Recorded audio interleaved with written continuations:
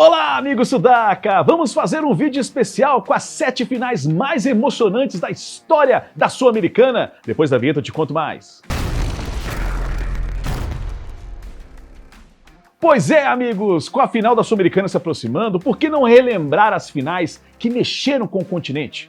Mas antes, vou me apresentar, eu sou Bruno Garcês, jornalista e especialista em futebol sul-americano, e este é o canal Sudaca Brasil, com tudo sobre o futebol aqui no continente. Deixe o seu like, se inscreva no canal, e agora em parceria com Bora Pra Resenha TV. Dá essa moral aqui pra gente. Só uma observação, a senhora Conmebol começou o torneio em 2002, e vai lembrar que tivemos 22 edições da Copa Sul-Americana, com 9 títulos para os argentinos, 5 para os brasileiros, 4 para os equatorianos e 1 título para a Colômbia, Chile, México e Peru. Desde 2019 temos uma final única. Antes eram jogos de ida e volta com prorrogação em alguns jogos e pênaltis no desempate. Nesta lista vamos considerar a emoção dos jogos e também se foram decididos nos minutos finais, seja no tempo normal ou na prorrogação ou nos pênaltis. Vamos ao top 7. A escolha é a opinião do canal, ok? Deixe nos comentários a sua lista.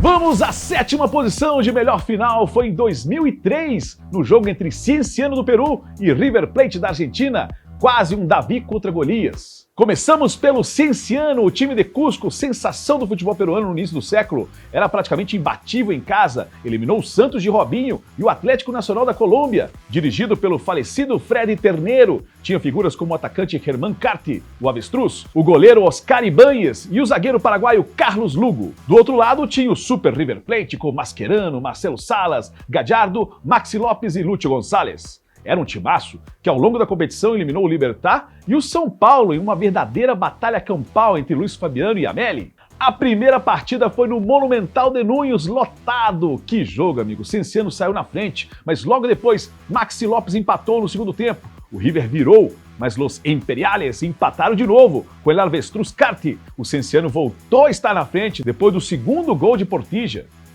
Mas Salas, perto do fim, voltou a deixar tudo igual. Em Arequipa, na segunda partida, um confronto pegado e nervoso, o Cienciano venceu, mesmo com um jogador a menos em campo. Numa cobrança de falta do paraguaio Lugo, loucura total no estádio e o primeiro título internacional do futebol inca, o único até hoje. 6ª posição para a final de 2007 entre Arsenal de Sarandí, da Argentina, e o América do México, na época em que os times mexicanos jogavam na competição. Começamos pelo Arsenal da pequena cidade de Sarandí, que também tem uma pequena torcida, porém naquela época vivia uma grande fase, além de ser um time do ex-presidente da AFA, Julio Humberto Grondona, e foi passando de forma heróica, sem nenhum craque, tirando rivais como Chivas Guadalajara e o River Plate. Um time dirigido por Gustavo Alfaro chegou à final. Os grandes destaques eram o goleiro Mário Cuenca, o esforçado Martín Andrisi, um jovem Papu Gomes e o atacante José Luis Calderón. Era um azarão. O Arsenal enfrentava o todo-poderoso time do México, o América, Las Águilas. Tinha um super time.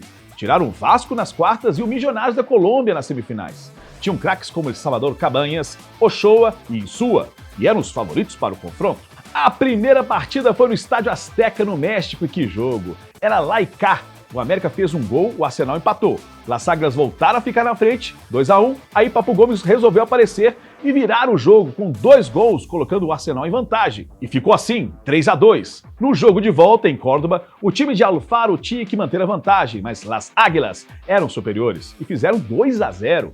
O bicho pegou e o Arsenal, que precisava de apenas um gol para conquistar o título, fez uma pressão incrível, até que aos 84 minutos, o esforçado Martín Andrisi marcou. Era o que bastava para o Arsenal levar o título inédito para casa.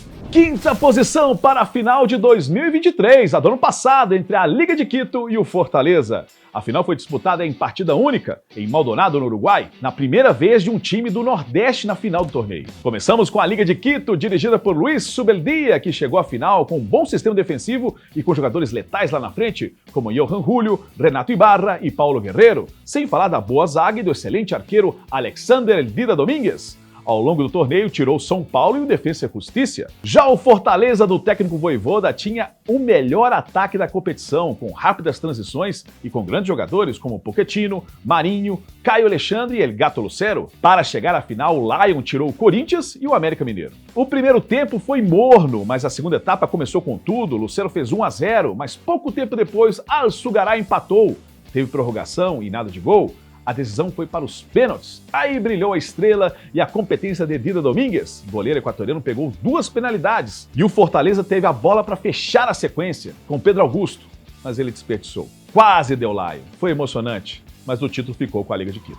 Quarta posição para a final entre Atlético Paranaense e Júnior Barranquilla em 2018. Eram 2 times que nunca tinham sido campeões fora de seus países. Foi a última final do sistema de ida e volta. Começamos com o Furacão, dirigido por Thiago Nunes, que chegou forte para a final, tinha eliminado Bahia e Fluminense. E tinha jogadores como Bruno Guimarães, Rafael Veiga, Lúcio Gonçalves, além do goleiro Santos, Nicão e do atacante Pablo. Era um baita time. Mas o Atlético enfrentava o Júnior de Barranquilla, do técnico Começanha. Era também um bom time, com o goleiro uruguaio Vieira, com Rafa Pérez na zaga, com Victor Cantillo jogando muito, além de Harlan Barreira, Theo Gutierrez e Luiz Guajiro Dias, o craque do time. Pelo caminho, deixou para trás o Defensa e Justiça, de BKSS, e o Independiente Santa Fé, da Colômbia. O primeiro jogo no Metropolitano de Barranquilla, o Júnior pressionou, mas quem saiu na frente foi o Furacão, com um gol de Pablo em um contra-ataque mortal. Mas logo em seguida, Ione Gonçalves empatou. No jogo de volta, na Arena da Baixada, o Furacão começou melhor e foi recompensado por outro belo gol de Pablo. Mas veio o segundo tempo e o Júnior empatou em um lance de bola parada. E o jogo esquentou. Era lá e cá. O Júnior, com um bom toque de bola e bons contra-ataques, até teve a chance de virar numa cobrança de pênalti, mas Harlan Barreira chutou para fora. Nos pênaltis, deu o Furacão. Gabriel Fuentes desperdiçou e a vitória foi para o time paranaense. Era o primeiro título internacional do Atlético. Terceira posição para a final de 2005 entre Boca Juniors e Pumas do México. Que final! E cheio de polêmicas, foi com muita emoção. Começamos com o Boca Juniors, time del Coco Basile, que tinha o atacante Rodrigo Palácio voando naquela época, Fernando Gago, bom volante, o goleador Martim Palermo, e eliminou o Internacional, vice-campeão brasileiro daquele ano, e a Católica do Chile, de Dario Conca. O Boca enfrentava um Pumas matreiro, que usava bem os contra-ataques e que tinha alguns bons jogadores, como os brasileiros Ailton e Leandro Augusto, além do bom atacante argentino Bruno Marioni e do boliviano Joaquim Botero.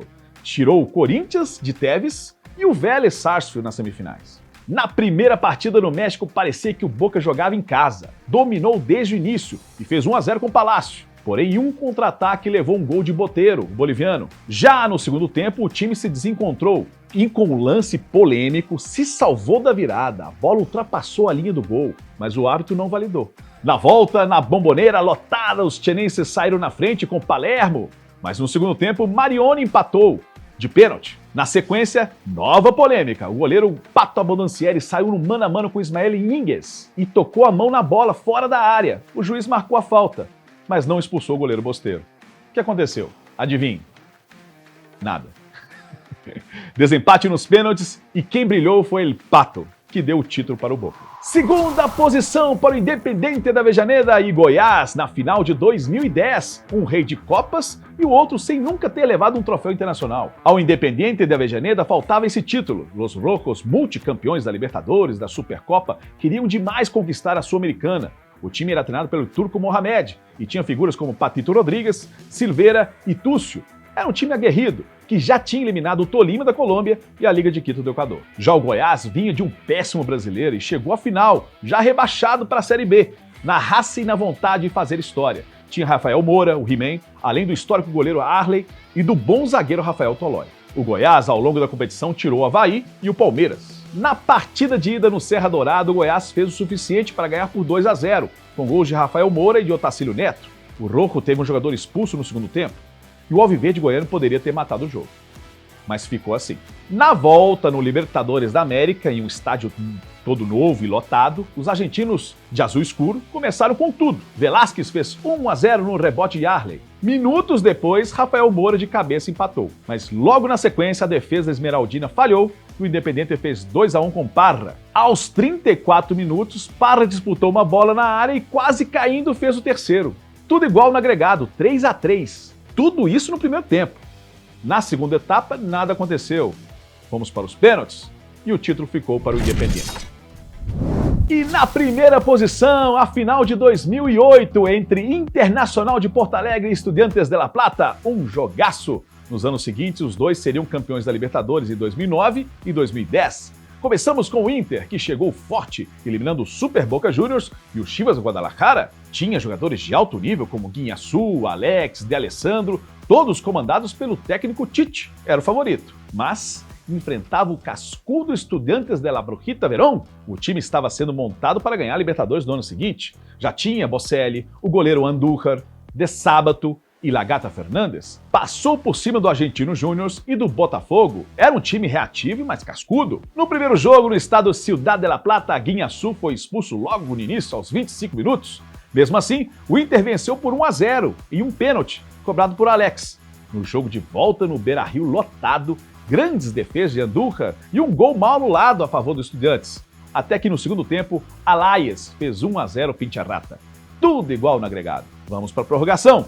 Já na segunda etapa dela, veio a pressão do Inter e um lance chorado. Nilmar empurrou a bola para as redes para a explosão do gigante da Beira-Rio. Título do Colorado e primeiro título de um brasileiro na Sul-Americana. Antes tenho que fazer uma menção aqui à final de 2016, da final que não aconteceu entre Chapecoense e Atlético Nacional de Medellín, porque o avião que levou a Chape caiu na Colômbia, e com apenas 6 sobreviventes.